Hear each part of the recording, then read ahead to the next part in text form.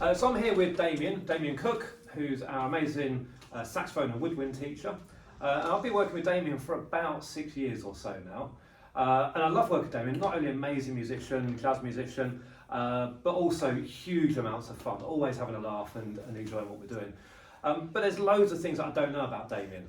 So, crikey. Yes. So I thought today we'd delve into a little bit and Yeah. maybe start like back at the beginning, because I've got no idea how you got into music or anything like that. So why don't you tell us a little bit about how it all started for you?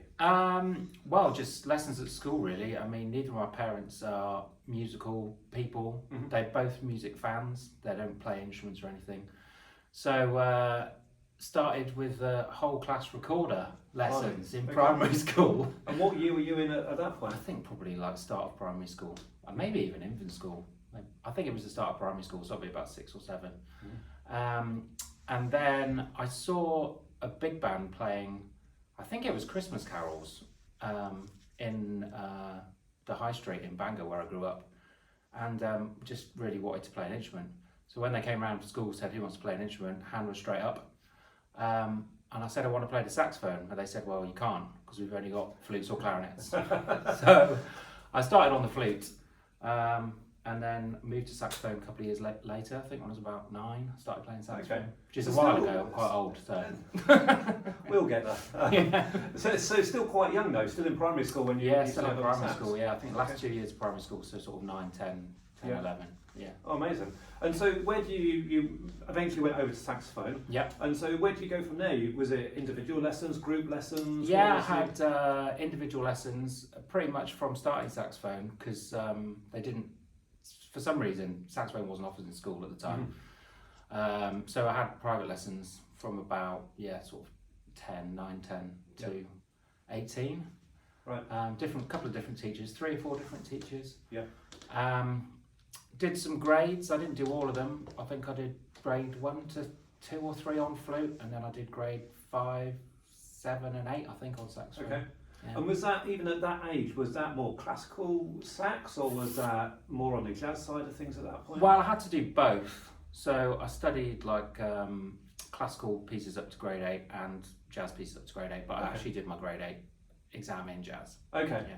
So already at that point you're starting to kind of err on towards something. Yeah, I mean, when I started playing saxophone at 9 or 10, then the big band that I saw in town was actually run by my saxophone teacher, and I think it was a secondary school big band basically, and I joined the secondary school big band in my final year of primary school, and that was all playing jazz. And right from the beginning, they were like, people were taking solos and stuff. So right from being about 10, and I'd only been playing a year or 2, people were saying, oh, you play a solo. So it was jazz right from the beginning. So it was just almost like ingrained in you. That's like that instrument, that's what happens. And I think that's what's good to do with students as well, because if you get to a certain point in playing and suddenly someone says improvise or play a jazz solo, they freeze up. But if you do it right from the beginning, it's just part of what you've learned from the beginning. So it's not terrifying. You know what, I said exactly the same thing in another interview recently. I think Ben was asking me about it, and I'm a classical guitarist and absolutely stupid. I've never been away from a piece of music, and someone says that to me, I'm like, oh, it frees up. But if you've done it from the beginning, it's just it's part of the same thing. You know, you don't. It's not scary. No, absolutely. That's cool. And so from there, what happened after that? Was it music college? Did you get into gigging? Yeah, I did GCSEs and A-level music. Went to Leeds College of Music. Did a 3-year degree course in jazz studies. I was going to say that's a really big jazz area up in Leeds. It was at the time. Other than the London colleges, Leeds was like the premier sort of place for studying jazz. Lots of great players come out there. So I did that. I don't know why my parents let me do that. Still to this day, why did they let me go and do a degree in jazz? But they did, and so I did that. And then just started playing really. Lucky enough to start playing in a few bands, and one thing led to another. Did quite a lot of shows, touring shows, all over Europe. Did some cruise ships. Did a world cruise around the world. Wow. Lots of touring shows, lots of theatre shows, lots of gigs in pubs, lots of gigs in nightclubs. So tell us about some of those shows and stuff. So I know you play an awful lot outside of your teaching as well. So what does your career look like now? I'm still doing some touring theatre shows. Last year I did a Rat Pack touring show, that was a couple of months last summer. I did a Motown touring show called Dancing in the Streets. That was a couple of months last year. Did the Rewind festivals in the summer, which is a big outdoor festival, with a disco thing called Studio 54 Live. Still do a lot of weddings, I've got a band under my own name that doesn't gig as much anymore, but a lot of jazz things. Recorded an album of my own and released that. That was like 5 years ago. Is that stuff you've written as well, is it? Yeah, I wrote the whole album. I think it's not 8 or 9 tracks, can't remember, and I composed them all and recorded them all. So there's lots of things that build up your kind of career, if you like, your portfolio. Yeah, lots of different things. You've got your performing, you've got your recording, you've got your teaching, you've got your composing in there as well. And presumably that also includes a bit of arranging in there as well. Yeah, I do lots of transcriptions and arrangements. I've arranged last year, it was a Rod Stewart show. I wrote all the parts for the band, sort of arranged that. And I did a whole Diana Ross tribute show. I arranged all the band parts for that. I think that was the year before. So yeah, stuff like that. So what exciting things have you got in the pipeline at the moment then? Have you got lots coming up? What is coming up?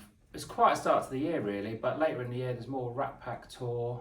I play also randomly play for a load of national and international ballroom dancing competitions. Okay. In Blackpool in the Winter Gardens. So I've got some of those coming up in sort of spring, like March, April, May. Then a load of Rat Packs, a load of weddings, some jazz gigs, just lots of other stuff, and some teaching stuff. Real variety of things going on. So if you think back, like when you were kind of growing up in those formative years, as people like to call it, teenage years, well, is there something that really stood out for you, like an event or something just like kind of triggered like the want to carry on with music beyond, enjoying it? When I was learning? Yeah, I think just there's so many really. I just think I wanted to do it, and I actually was one of the weird people that used to like practicing. I didn't always do it that much, but I just really enjoyed it. And then when you get to go out and play with other people and perform and stuff, it's terrifying. I mean, I still find it terrifying, but it's really rewarding. How do you find, like, just on that, when you're working with other people, is that for you where the kind of like the real fun starts to happen? Yeah, I think so, yeah. I mean, it's fun learning, practicing at home, but it really, when you get out and start playing with other people, that's when it becomes fun. And you don't even have to be playing in public, but if you're rehearsing with a band, then suddenly, especially with saxophone, you can't, it's a bit limiting to play it on your own. And you can do a lot of backing tracks and stuff, which is great fun actually. But to go out and play with other people was really good. Even if you're not performing, if you're just rehearsing stuff.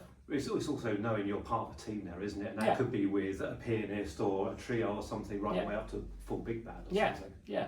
I mean, and that's when music comes alive, because it's all very well playing in your bedroom, but you've got to go out and actually play with other people. Yeah, absolutely.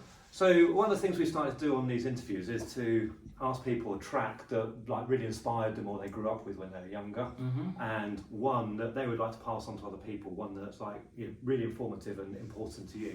So have you got something that kind of reminds you of growing up, your childhood, something that was on a lot around at home that informed your kind of music choice? I've actually got loads. Just the one. But I mean, I liked all the Britpop bands, Oasis and Blur and Pulp, but I'm not going to pick that because they didn't have saxophone in. So we're going to go jazz, and I had an album by Lester Young and Teddy Wilson called Present Teddy. It's like a quartet. It was recorded in like the 30s, I think, and the first track is All of Me, and I must have listened to that like hundreds of times. Wow. Because it was just brilliant. So and I used to jam along with it. And I think I learned the whole solo. I couldn't play the whole solo, but I knew how it all went, so that would be... Where did that song come from? Was that something you'd heard around the house or something, or was it influenced by somebody else? Well, when my parents started realising I was getting into jazz, they bought me a few CDs and stuff, and that one, I think, my dad was working away somewhere, and he was in a jazz bar somewhere. I don't know why, because he wasn't a jazz fan. And he said, "Oh, my son's learning saxophone," and the barman said, "Oh, you'll have to give him this CD." So he brought it back from a work trip and said, "There you go." So I listened to it loads of times. What an amazing story to go with it. That's incredible. And what about the track that you would like to pass on to other people? Well, I think it's It's I went to see Billy Joel last summer, and it was so good. I'm going to see him again this summer. And I love all Billy Joel songs, but Just the Way You Are has my favourite pop saxophone solo, and it's by a guy called Phil Woods, who also is one of my favourite jazz saxophone players. So the sax solo in Just the Way You Are, Billy Joel. Perfect. Really lovely chatting with you, and look forward to catching up again soon. Yeah, lovely. Super. Thanks a lot.